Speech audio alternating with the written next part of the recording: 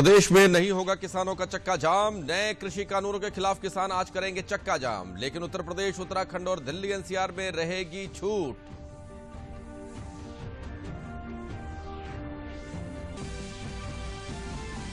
Corona का संक्रमण काल कम होने के बाद स्कूलों को खोलने के लिए प्रदेश सरकार ने लिया बड़ा फैसला। कक्षा 1 से 5 तक के स्कूल 1 मार्च से और कक्षा 6 से 8 तक के स्कूल खुलेंगे 10 फरवरी से। प्रधानमंत्री नरेंद्र मोदी आज गुजरात उच्च न्यायालय की हीरक जयंती के उपलक्ष्य में आयोजित कार्यक्रम को वीडियो कॉन्फ्रेंसिंग के जरिए करेंगे संबोधित। उच्च न्यायालय की स्थापना के 60 साल पूरे होने पर एक स्मारक टिकट भी करेंगे जारी। और भारतीय रिजर्व बैंक ने अपनी द्विमासिक मौद्रिक नीति का किया ऐलान। आरबीआई के मुताबिक वित्तीय वर्ष 2021-22 में जीडीपी के 10.5% रहने का है अनुमान।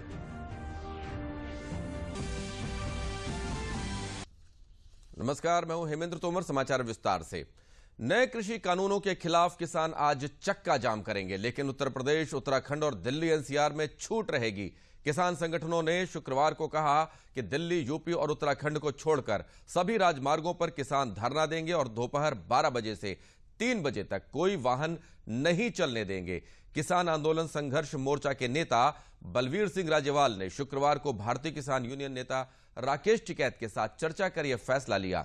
टिकैत ने कहा कि कई इलाकों में 6 फरवरी को परीक्षाएं और अन्य कार्यक्रम हैं।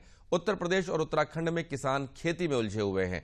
बंद करने से आम लोगों को परेशानी होगी। उन्होंने कहा कि दिल्ली एनसीआर में चक्का जाम के दौरान हंगामे की आशंका थी, इसलिए यह फैसला लिया गया है।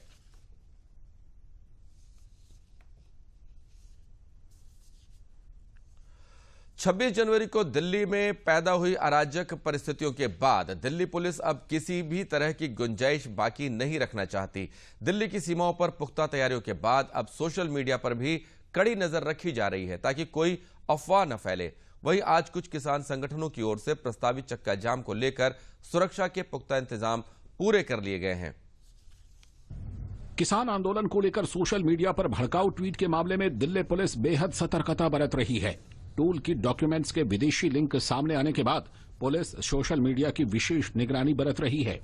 दिल्ली पुलिस के अनुसार सोशल मीडिया पर अफवाह न फैलाई जाए, इसे लेकर भी प्रशासन अतिरिक्त सतर्कता बरत रहा है। षड्यंत्र के तहत एक टूल किट बना करके एक योजना को उसको रूपरेखा उसका तैयार किया गया था।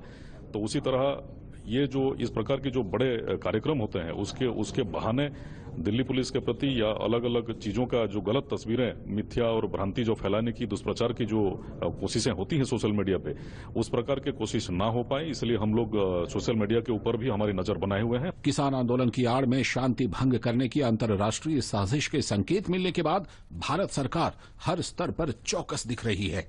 केंद्रीय मंत्री मुख्तार अब्बास नकवी ने साफ कहा कि हम मिलकर देश के खिलाफ हर साजिश को मात देंगे। हमेशा जो है वक्त बहुत ही नाजुक है, हम पर हमले दर हमले हैं। दुश्मन का दर्द यही तो है, हम हर हमले पर संभले हैं। तो ऐसे कोई भी हमले होंगे वो पूरी तरह से परास्त करेंगे देश के लोग, और देश जो है वो मजबूती के साथ आत्मनिर्भर देश बन रहा है।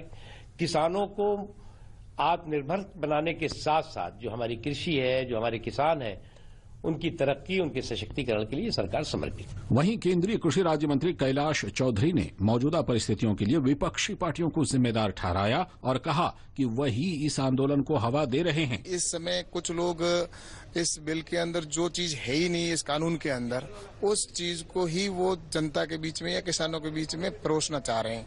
इसमें सबसे ज्यादा राजनीतिक पार्टियों की भूमिका है, जो विपक्ष है उसकी भूमिका। दिल्ली पुलिस की साइबर सेल ने स्वीडिश एक्टिविस्ट ग्रेटा थनबर्ग की ओर से ट्वीट किए गए डॉक्यूमेंट की जांच शुरू कर दी है। गुरुवार को दर्ज एफआईआर के बाद पुलिस अब इस बात की जांच में जुटी है कि आरोपी टूल किट के पीछे कौन कौन लोग या संस्थाएं हैं। उधर शनिवार यानी 6 फरवरी को किसान संगठनों ने देश भर में चक्का जाम करने की घोषणा की है। किसान संगठनों का कहना है कि देश भर में 3 घंटे का सांकेतिक चक्का जाम किया जाएगा। हालांकि कई किसान संगठनों का कहना है कि दिल्ली में चक्का जाम नहीं होगा, लेकिन 26 जनवरी की हिंसा के बाद दिल्ली पुलिस अपनी तरफ से तैयारियां पूरी रखनी चाहती है। दिल्ली पुलिस ने किसी भी तरह के हंगामे से निपटने के लिए पूरी व्यवस्था की है। दिल्ली पुलिस का कहना है कि दिल्ली की सीमाओं पर ऐसी व्यवस्था की जा रही है कि कोई भी प्रदर्शनकारी कल शहर में घुस न पाए। इसके लिए पड़ोसी राज्यों की पुलिस के साथ भी दिल्ली पुलिस लगातार संपर्क बनाए हुए है। दिल्ली पुलिस अभी तमाम बॉर्डर पे जहां पे इनकी मौजूदगी है वहां पे कड़ी सुरक्षा का बंदोबस्त किया है ताकि कोई उपद्रवी दिल्ली के अंदर प्रवेश न कर सके। तमाम जिलाधिकारियों को यह निर्देश दिया गया है कि वो अपनी व्यवस्था दुरुस्त करके उसको कायम रखें और कहीं पे भी उपद्रव होने पर उसको तुरंत कानून के गिरफ्त में लाएं। फिलहाल 26 जनवरी की घटना के बाद दिल्ली, यूपी, हरियाणा समेत तमाम राज्यों की सरकारें सतर्क हैं और किसी भी स्थिति से निपटने के लिए तैयार भी। कोरोना का संक्रमण काल कम होने के बाद स्कूलों को खोलने के लिए प्रदेश सरकार ने बड़ा फैसला लिया है। कक्षा 1 से 5 तक के स्कूल 1 मार्च से और कक्षा 6 से 8 तक के स्कूल 10 फरवरी से खुल जाएंगे। मुख्यमंत्री योगी आदित्यनाथ ने बेसिक शिक्षा विभाग के अपर मुख्य सचिव को निर्देश जारी किया कि कोरोना संक्रमण के कारण स्कूलों में पढ़ाई पिछले साल मार्च से बंद है। प्रदेश के कक्षा 1 से 8 तक लगभग 1 करोड़ 90 लाख विद्यार्थी पढ़ाई से वंचित हैं। उन्होंने प्राइमरी, जूनियर, माध्यमिक और उच्च शिक्षा के सभी स्कूल, कॉलेज और विद्यालय नियमित रूप से खोलने के निर्देश दिए हैं। प्रधानमंत्री नरेंद्र मोदी आज गुजरात उच्च न्यायालय की हीरक जयंती के उपलक्ष्य में आयोजित कार्यक्रम को वीडियो कॉन्फ्रेंसिंग के जरिए संबोधित करेंगे। प्रधानमंत्री उच्च न्यायालय की स्थापना के 60 साल पूरे होने के उपलक्ष्य में एक स्मारक टिकट भी जारी करेंगे। केंद्रीय कानून एवं न्याय मंत्री, उच्चतम न्यायालय और गुजरात उच्च न्यायालय के न्यायाधीश तथा गुजरात के मुख्यमंत्री इस अवसर पर उपस्थित रहेंगे। प्रधानमंत्री नरेंद्र मोदी रविवार को पश्चिम बंगाल और असम का दौरा करेंगे। प्रधानमंत्री असम में 2 अस्पतालों की आधारशिला रखने के साथ ही असोम माला कार्यक्रम की भी शुरुआत करेंगे। असोम माला प्रोजेक्ट असम में सोनितपुर जिले के ढेकियाजुली में राज्य के हाईवे और प्रमुख जिला सड़कों से जुड़ा हुआ है। इसके बाद प्रधानमंत्री नरेंद्र मोदी पश्चिम बंगाल के हल्दिया में बुनियादी ढांचे से जुड़ी परियोजनाएं राष्ट्र को समर्पित करने के साथ ही अन्य परियोजनाओं का भी शिलान्यास करेंगे। राज्यसभा में राष्ट्रपति के अभिभाषण पर चर्चा समाप्त हो गई है। सरकार सोमवार को इस पर अपना जवाब देगी। 3 दिन तक चली चर्चा के केंद्र में देश के किसान रहे, जिसमें विपक्ष ने कृषि कानून को वापस लेने की बात की तो सत्ता पक्ष ने सिलसिलेवार तरीके से विपक्ष की आशंकाओं को खारिज किया। सत्ता पक्ष की ओर से मोर्चा केंद्रीय कृषि एवं कल्याण मंत्री नरेंद्र सिंह तोमर ने संभाला और कहा कि विपक्ष ये नहीं बता पा रहा कि कृषि कानून में खराबी कहां है। राज्यसभा में राष्ट्रपति के अभिभाषण पर 15 घंटे से भी ज्यादा चली मैराथन बहस खत्म हो गई। 3 दिन तक चली बहस के केंद्र में देश के किसान रहे, जिसमें विपक्ष ने कृषि कानूनों को वापस लेने की बात की तो सत्ता पक्ष ने सिलसिलेवार तरीके से विपक्ष की आशंकाओं को खारिज किया। सत्ता पक्ष की तरफ से मोर्चा कृषि मंत्री नरेंद्र सिंह तोमर ने संभाला और कहा कि कृषि कानून में खराबी कहाँ है। हमने ये जरूर कहा है कि आप प्रावधान में कहां गलती है विनम्रता पूर्वक हमारा ध्यान आकर्षित करिए। हमने जो उनकी भावना के अंतर्गत जिन बिंदुओं को चिन्हित किया जा सकता था उनको भी चिन्हित करके बताया कि हमको आपकी लगती है कि आपको यह शंका है कि एपीएमसी खत्म हो जाएगी, तो हम इस पर विचार करते हैं। एपीएमसी खत्म नहीं होगी। हमने एक के बाद एक उनको प्रस्ताव देने का भी प्रयत्न किया, लेकिन मैंने साथ में यह भी कहा कि अगर हम भारत सरकार किसी भी संशोधन के लिए तैयार है, इसके मायने ये नहीं लगाना चाहिए कि किसान कानून में कोई गलती है। चर्चा में बोलते हुए कृषि मंत्री ने कहा कि मोदी सरकार किसानों के हित के प्रति प्रतिबद्ध है। सरकार किसानों की हर शंका को दूर करने को तैयार भी है। खरीद में ट्रांसपेरेंसी आए, ई ट्रांजैक्शन बढ़े, किसान को वाजिब दाम मिले, इलेक्ट्रॉनिक ट्रेड बढ़े, इसके लिए 1000 मंडियों को इनाम मंडी के रूप में परिवर्तित किया और 1000 और अब कर देंगे। बजट में प्रावधान हो गया। इसी प्रकार से लगातार हमने कोशिश की है कि कृषक की आमदनी दोगुनी हो और किसानी का योगदान देश के जीडीपी में तीव्र गति से बढ़े। कृषि मंत्री ने सदन में विपक्ष पर चुटकी ली और कहा कि विरोध सब कर रहे हैं, लेकिन कोई नहीं बता पा रहा कि आखिर खामी कहाँ है।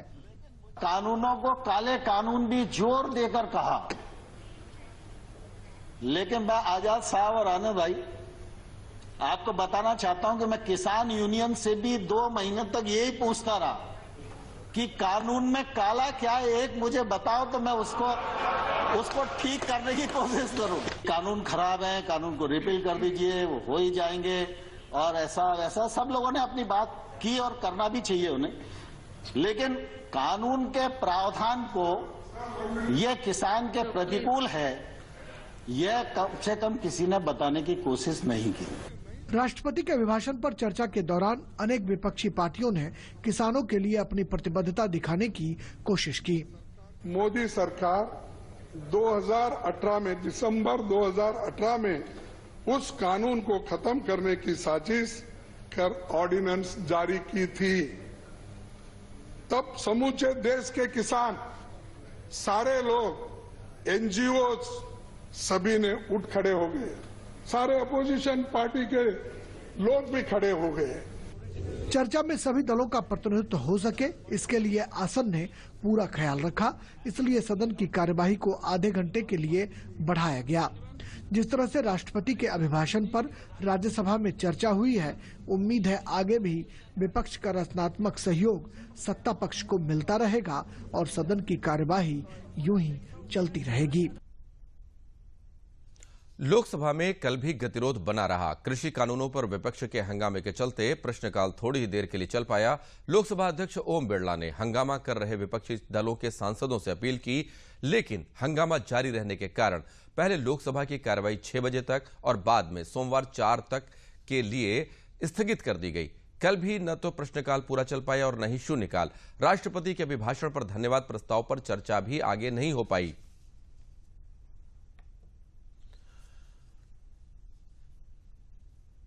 भारतीय रिजर्व बैंक ने अपनी द्विमासिक मौद्रिक नीति का ऐलान किया। आरबीआई ने इस बार भी ब्याज दरों में कोई बदलाव नहीं किया है, लेकिन आरबीआई के मुताबिक वित्तीय वर्ष 2021-22 में जीडीपी के 10.5% रहने का अनुमान है, जो दुनिया में सबसे ज्यादा कही जा सकती है। कोविड के दौर में जब अर्थव्यवस्था फिर से पटरी पर लौट रही है, तो शुक्रवार को सबकी निगाहें आरबीआई की मौद्रिक नीति की समीक्षा पर टिकी थी। 3 दिन की लंबी चर्चा के बाद आरबीआई की मॉनेटरी पॉलिसी कमेटी ने अपने फैसले की घोषणा की, तो प्रमुख नीतिगत दर में कोई बदलाव नहीं किया। रिजर्व बैंक के गवर्नर शक्तिकांत दास ने एमपीसी के निर्णय की जानकारी देते हुए कहा कि रेपो रेट को 4% पर बरकरार रखा गया है। हालांकि मौद्रिक नीति समिति ने नीतिगत उदार रुख को बनाए रखा है, जिसका मतलब है कि भविष्य में जरूरत पड़ने पर नीतिगत दर में कटौती की जा सकती है। The MPC voted unanimously to leave the policy repo rate unchanged at 4%. The marginal standing facility rate and the bank rate remain unchanged at 4.25%. Repo वह दर है जिस पर केंद्रीय बैंक वाणिज्यिक बैंकों को 1 दिन का उधार देता है। रिवर्स रेपो दर वह दर है जिस पर बैंक अपना जमा राशि केंद्रीय बैंक के पास रखते हैं। आरबीआई ने भरोसा जताया है कि कोविड-19 महामारी के कारण अर्थव्यवस्था को जो नुकसान हुआ है, उसकी भरपाई वित्त वर्ष 2021-22 में हो जाएगी। शक्तिकांत दास ने कहा कि रिकवरी के संकेत और मजबूत हुए हैं और नॉर्मल हो रहे सेक्टर्स की सूची लगातार बढ़ रही है। आरबीआई ने वित्त वर्ष 2021-22 में जीडीपी की ग्रोथ 10.5% रहने का अनुमान जताया है। GDP growth is projected at 10.5% in 21-22, in the range of 26.2% to 8.3% in H1 and 6% in Q3 of the coming financial year, that is 21-22. आम बजट 2021-22 पेश होने के बाद यह एमपीसी की पहली समीक्षा बैठक थी। आरबीआई ने कहा है कि आम बजट से निवेश की स्थिति में सुधार होगा। आरबीआई का कहना है कि कृषि क्षेत्र में बेहतर संभावना को देखते हुए गांवों में मांग मजबूत बने रहने की उम्मीद है। कोविड-19 मामलों में कमी और टीकाकरण अभियान के साथ शहरों में भी मांग अच्छी रहने की संभावना है, जिससे वृद्धि को गति मिलेगी। महंगाई के मोर्चे पर आरबीआई ने कहा है कि ये लक्ष्य के करीब है। The projection for CPI inflation has been revised to 5.2% for Q4 of the current financial year, that from January to March, and to 5.2% to 5% in the H1. Let me repeat, for the current quarter, our projection is that CPI inflation will be 5.2%, and for H1, the range we are giving is 5.2% to 5%. And for Q3 of next year, we are projecting 4.3%. and we are assessing that the risks would be broadly balanced. मौद्रिक नीति की समीक्षा के दौरान RBI ने कुछ और अहम फैसले किए हैं। नगद आरक्षित अनुपात यानी कि CRR को 2 चरणों में पूर्ण स्तर पर लाने की भी बात कही गई है। बैंकों को कोविड संकट से राहत देने के लिए CRR को 1% कम कर 3% कर दिया गया था। 28 मार्च 2020 को लागू यह व्यवस्था 1 साल 26 मार्च 2021 तक के लिए थी। TLTRO यानी कि targeted long term repo operation scheme का दायरा बढ़ाया गया है और अब इस स्कीम के तहत गैर बैंकिंग वित्तीय क्षेत्र की भी कंपनियां आएंगी। आरबीआई ने MSME को लोन मुहैया कराने के लिए भी कदम उठाया है। आरबीआई की मौद्रिक नीति की समीक्षा के बाद शेयर बाजार में तेजी का रुख रहा और सेंसेक्स पहली बार 51,000 के पार चला गया। बाजार बंद होने के समय सेंसेक्स 117 अंकों की तेजी के साथ 50,732 के स्तर पर बंद हुआ। वहीं निफ्टी भी 29 अंक बढ़कर 14,924 के लेवल पर बंद हुआ। मथुरा की धर्मनगरी वृंदावन में 16 फरवरी से आयोजित होने वाले वैष्णव कुंभ मेला 14 फरवरी को मुख्यमंत्री योगी आदित्यनाथ के कुंभ मेला क्षेत्र में आगमन को देखते हुए शासन प्रशासन द्वारा तैयारियों पर लगातार निगरानी की जा रही है। इसी श्रृंखला में प्रदेश के ऊर्जा मंत्री श्रीकांत शर्मा ने संतों एवं अधिकारियों के साथ मेले की तैयारियों का निरीक्षण किया। मेला क्षेत्र में नवनिर्मित पक्के घाट पर वैदिक मंत्रोच्चारण के मध्य यमुना महारानी का पूजन कर आचमन किया। ऊर्जा मंत्री श्रीकांत शर्मा ने बताया कि कुंभ भव्य व दिव्य हो, इको फ्रेंडली हो और सुरक्षित हो। इसके लिए मंडलायुक्त सहित सभी अधिकारियों को निगरानी करने एवं कोताही न बरतने के निर्देश दिए हैं। ऊर्जा मंत्री ने बताया कि अधिकारियों को 10 फरवरी तक सभी कार्य पूर्ण करने के लिए निर्देशित किया गया है। यमुना जल वृद्धि के बारे में उन्होंने कहा कि अपेक्षा के अनुरूप अभी यमुना में जल नहीं है। आवश्यकता के अनुसार जल छोड़े जाने के लिए अधिकारियों को निर्देश दे दिए गए हैं। हम ठाकुर जी से सब प्रार्थना कर रहे हैं कि अच्छा कुंभ हो और जिस मंशा से कुंभ हो रहा है अधिक से अधिक यहाँ लोग आएँ। कोविड की गाइडलाइंस का हम लोग अनुपालन कर रहे हैं। लक्ष्य यही है कि अच्छा कुंभ हो, दिव्य हो, भव्य हो, सुरक्षित हो, इको फ्रेंडली हो। उसके लिए लगातार हम लोग यहाँ विजिट कर रहे हैं। हमारे सब प्रशासन के अधिकारी लगातार यहाँ निगरानी कर रहे हैं। मैंने कमिश्नर को भी कहा है कि वो लगातार यहाँ के सब कामों की निगरानी करें क्योंकि कोताही कोई ना हो।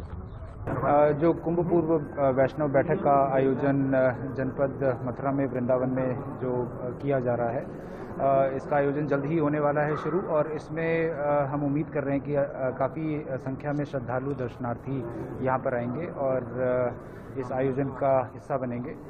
ये आकलन विभागीय एस्टिमेट्स के द्वारा ये लगाया जा रहा है कि लगभग 20,000 साधु संतों का यहाँ पर आगमन होगा। इसके अतिरिक्त अन्य भारी संख्या में दर्शनार्थी और स्नान करने के लिए लोग यहाँ पर एकत्रित होंगे।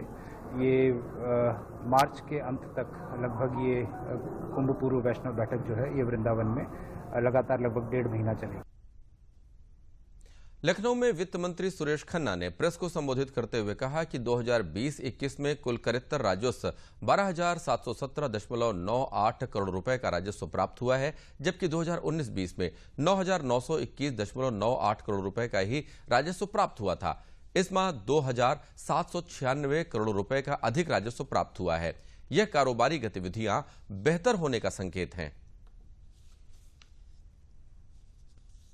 वित्तीय वर्ष 2020-21 के जनवरी माह में कुल 12,717.98 करोड़ रुपए का राजस्व प्राप्त हुआ, जबकि 2019-20 के जनवरी माह में 99,121.98 करोड़ रुपए का राजस्व प्राप्त हुआ था। इस प्रकार माह जनवरी में कर करेत्तर राजस्व के महत्वपूर्ण मदों में 2796 करोड़ रुपए की वृद्धि हुई। जीएसटी की मद में वित्तीय वर्ष 2020-21 के जनवरी माह में कुल रुपए 4,291.07 करोड़ रुपए का राजस्व प्राप्त हुआ था, जबकि 2019-20 के जनवरी माह में 4,166.63 करोड़ रुपए का राजस्व प्राप्त हुआ था। कुल मुख्य कर राजस्व में जो हमारा लक्ष्य था 13,430.99 करोड़ रुपए, उसके अगेंस्ट में हमको 12,364.27 करोड़ रुपए की प्राप्ति हुई, जो लक्ष्य के मुकाबले में 2020-21 में 92.1% का हमको जनवरी में प्राप्ति हुई। ये जनवरी तक का जो हमारा लक्ष्य था उसका 66.5% की प्राप्ति हुई। 66.5%।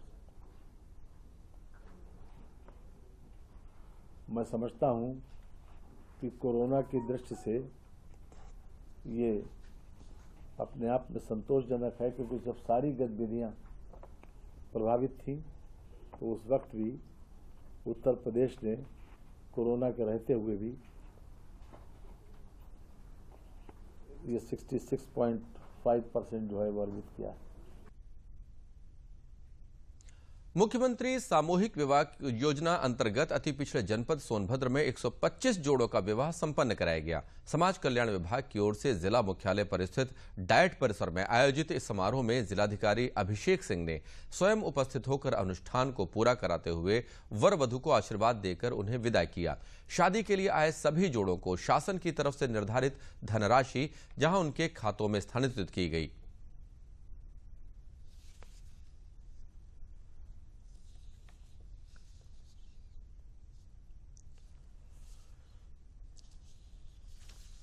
ये अनवरत कार्यक्रम चलता रहा है। देश में जितने भी हमारे गरीब भाई हैं जो सामूहिक शादी करना चाहते हैं, सामूहिक शादी में जिनके पास भी पैसे की कमी है, उस पैसे की कमी के कारण से नहीं हो पा रही थी, हमारे मुख्यमंत्री जी ने ऐसा सोचा है कि प्रदेश में ऐसा कोई नहीं होगा जिसका पैसे की वजह से शादी न हो, इसलिए ऐसे कार्यक्रम अनवरत चलते रहे। सावधान, यदि आप बच्चों को मोबाइल दे रहे हैं तो जरा संभल जाइए। जरा सी लापरवाही आपका बैंक अकाउंट खाली कर सकता है। कोविड-19 के प्रकोप के बाद मार्च 2020 से कक्षा 8 तक के बच्चों की ऑनलाइन कक्षा चल रही है। पढ़ाई के अलावा भी बच्चे सुबह से शाम तक ज्यादा समय मोबाइल सेल को दे रहे हैं। इससे अभिभावकों के बैंक खातों पर भी खतरा है। बच्चे मोबाइल फोन में गेम खेलते हुए किसी भी लिंक को खोल दे रहे हैं। इससे काफी अभिभावकों के खाते साइबर ठगों ने उड़ा दिए हैं। वेस्ट यूपी में लगातार बढ़ रहे इन मामलों से निजात दिलाने के लिए शामली पुलिस ने एक विशेष पहल करते हुए जागरूकता अभियान चलाया है। इसके लिए लोगों को निरंतर जागरूक किया जा रहा है। श्रीमान पुलिस अधीक्षक शामली के निर्देशन में जनपद शामली में एक साइबर अवेयरनेस का जागरूकता अभियान चलाया जा रहा है। इस अभियान के अंतर्गत लोगों को साइबर अपराध से बचने के टिप्स बताए जा रहे हैं और इस अभियान के तहत हमारे द्वारा लोगों को यह भी जानकारी दी गई है कि बच्चों को ऑनलाइन गेम खेलने के लिए ऐसा फ़ोन ना दें जो बैंक अकाउंटों से लिंक हो, या गूगल पे या फ़ोन पे या पेटीएम उसमें इंस्टॉल हो और वो बैंक अकाउंट से लिंक हो। ऐसे कई मामले प्रकाश में आए हैं कि बच्चों ने गेम खेलते हुए प्लेयर्स की ड्रेस व गन्स को अपग्रेड करने के लिए परिजनों को बिना बताए हजारों रुपए के पेमेंट कर दिए गए। इसी क्रम में लोगों को सलाह दी जाती है कि बच्चों को ऐसा फोन न दें जिसमें बैंक।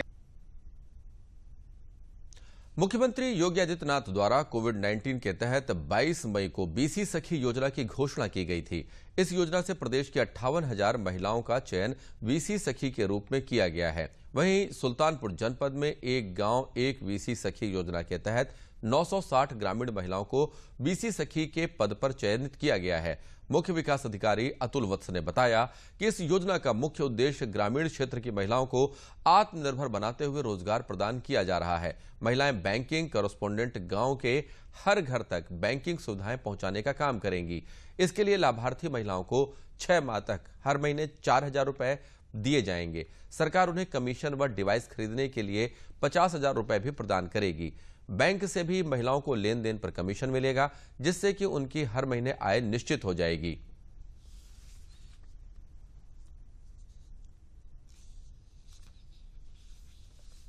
उसके बाद हम यहाँ से चयन हुआ है, यहाँ से प्रशिक्षण लेके फिर अपने गांव जाएंगे। वहाँ पर हम अपना कार्यालय खोलेंगे जो बैंक और ग्राहक के बीच की मध्यस्थता करेंगे, जो पुल का काम करेंगे।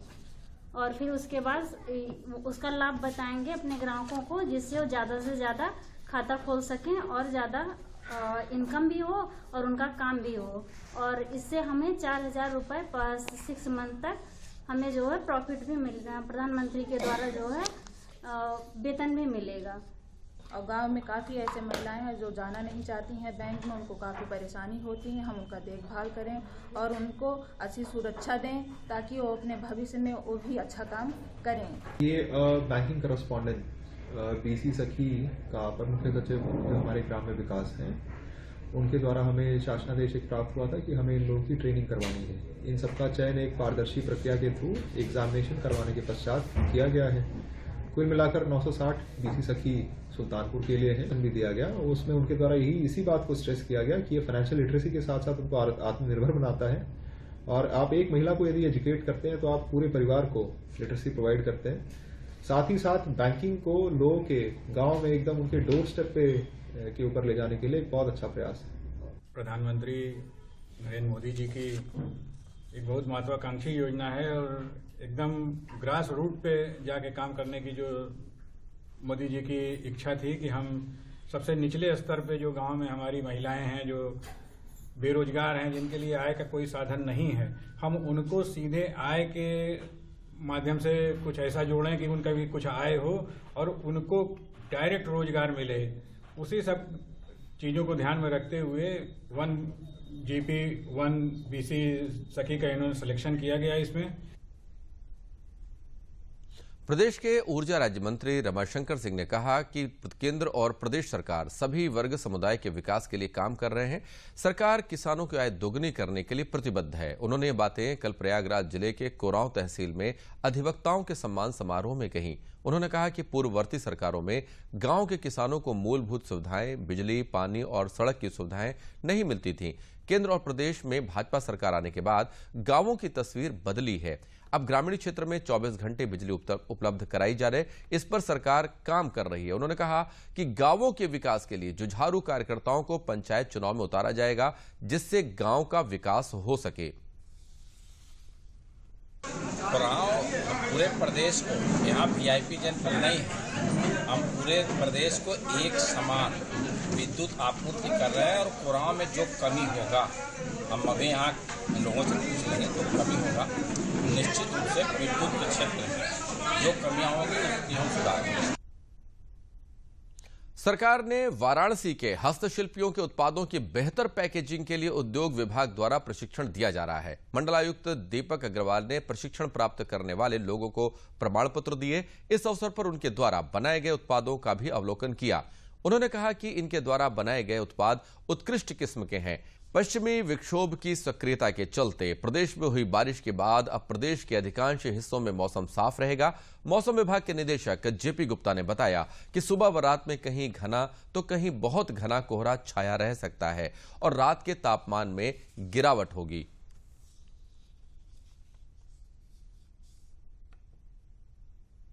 अब अंत में प्रमुख समाचार एक बार फिर।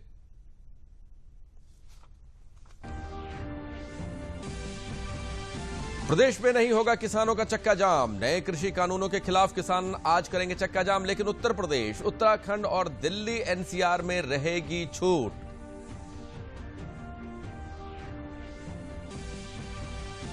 कोरोना का संक्रमण काल कम होने के बाद स्कूलों को खोलने के लिए प्रदेश सरकार ने लिया बड़ा फैसला। कक्षा 1 से 5 तक के स्कूल 1 मार्च से और कक्षा 6 से 8 तक के स्कूल खुलेंगे 10 फरवरी से। प्रधानमंत्री नरेंद्र मोदी आज गुजरात उच्च न्यायालय की हीरक जयंती के उपलक्ष्य में आयोजित कार्यक्रम को वीडियो कॉन्फ्रेंसिंग के जरिए करेंगे संबोधित। उच्च न्यायालय की स्थापना के 60 साल पूरे होने पर एक स्मारक टिकट भी करेंगे जारी। और भारतीय रिजर्व बैंक ने अपनी द्विमासिक मौद्रिक नीति का किया ऐलान। RBI के मुताबिक वित्तीय वर्ष 2021-22 में GDP के 10.5% रहने का है अनुमान। इसी के साथ समाचार समाप्त हुए। नमस्कार।